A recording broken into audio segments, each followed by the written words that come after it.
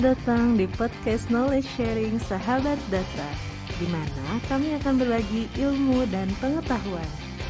Apa kamu sudah siap? Mari kita mulai.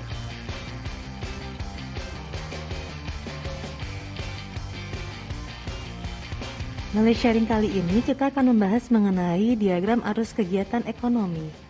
Definisi diagram arus kegiatan ekonomi atau the circular flow adalah kegiatan ekonomi dalam suatu negara yang melibatkan konsumsi dan produksi. Benar kan ya, Kak Sani? Benar sekali, Kak.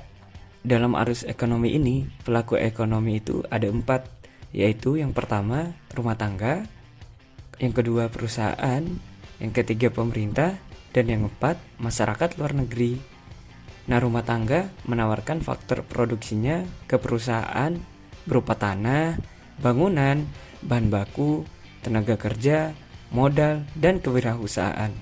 Sebagai kompensasinya, rumah tangga akan mendapatkan pendapatan berupa sewa, pembelian, upah, bunga, dan laba.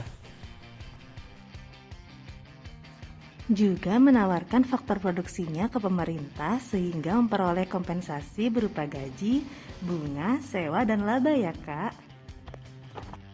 Nah, pendapatan yang diterima oleh rumah tangga ini dipergunakan untuk belanja barang atau jasa yang diproduksi oleh perusahaan, sehingga perusahaan pun memperoleh pendapatan. Nah, terus dalam melakukan aktivitas ekonomi, bagi rumah tangga pun perusahaan juga harus membayar pajak dan fee kepada pemerintah, sehingga darinya pemerintah berkewajiban menyediakan fasilitas publik dan subsidi. Selain memungut pajak, pemerintah juga melakukan aktivitas pembelian dan penjualan barang, sehingga terdapat aliran masing-masing pembayaran juga pendapatan di pemerintah ya, Kak. Benar, Kak. Kemudian, ketiadaan atau kelangkaan sumber daya di suatu negara menyebabkan kegiatan ekonomi harus berinteraksi dengan masyarakat luar negeri. Ekspor dan impor tidak bisa dihindari. Ekspor-impor ini tak hanya berupa barang jasa konsumsi, tetapi juga faktor produksi, sehingga terdapat aliran barang jasa, juga uang dari dan ke luar negeri.